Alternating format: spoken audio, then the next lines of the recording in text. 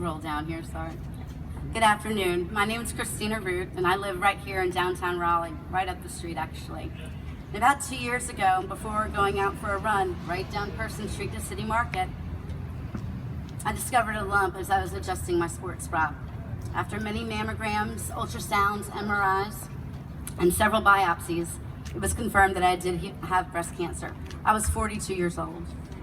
After more tests, it was determined that I had a rare and aggressive type of breast cancer called triple-negative breast cancer, and I was already at stage 3. My world turned upside down, and I entered into what I call the vortex of hell. Because of the aggressive nature of my cancer, I began chemotherapy right away. I did 16 rounds on an accelerated program. I wound up having to have blood transfusions, trips to the ER during this process. I took more medications than I can even recall. At the time, I was single and living alone and sometimes too weak to walk up the stairs. Prior to that, I had been in the best shape of my life. I ran almost every day, but then I found myself in the fight for my life. Less than 4 weeks after finishing the 16 rounds of chemo, I was fast-tracked and had my first mastectomy. 4 weeks after that, fast-tracked 35 rounds of very high-dose radiation daily. And after that, I made the decision to continue another 6 months of chemotherapy preventatively in the hopes that my cancer would not return.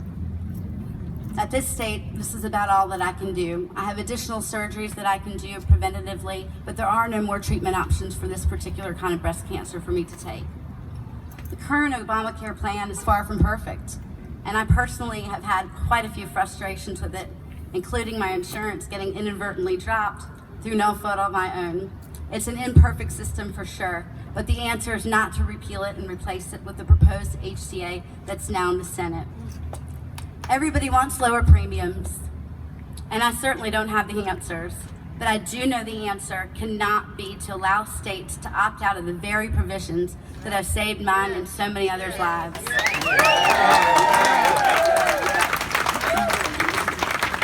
Though I consider myself a moderate, I am indeed a registered Republican. But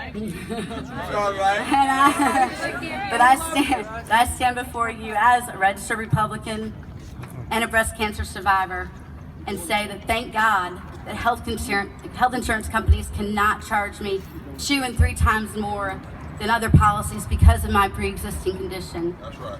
Thank God for the ACA. Thank God that because of the ACA, women are finally able to get the genetic testing for a BRCA mutation to see if they're at risk of getting breast and ovarian cancer, and be able to get those preventative surgeries that will save their lives. Before this mandate, women were afraid to get this very simple genetic test for fear that they would be dropped by their insurance. How many women have needlessly died of ovarian or breast cancer for fear of the rates going up?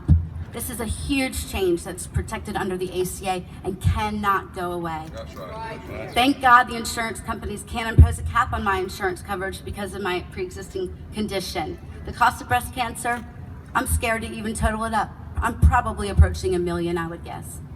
Thank God for the Affordable Care Act. And members of Congress who want to allow states to opt out of mandatory pre-existing coverage need to know that that is not the way to go. That's right. If this happens, I don't think that the General Assembly would do is in our best interest. I don't have faith in Congress to make changes to the Affordable Care Act that are going to help me, a single woman who is a breast cancer survivor. The CBO office says that my health care bill could possibly go as high as $50,000 a year. $50,000 a year just for my premium. This can't be the case. I don't know the answers, but I know that the current bill that's in the Senate, the ACHA, is not the way to go. Please help me continue to fight for health coverage that people need and deserve in the richest nation on earth. Thank you. I hope you all heard something that Christina said, and that was that she is a Republican. Her speaking here to us this afternoon is evidence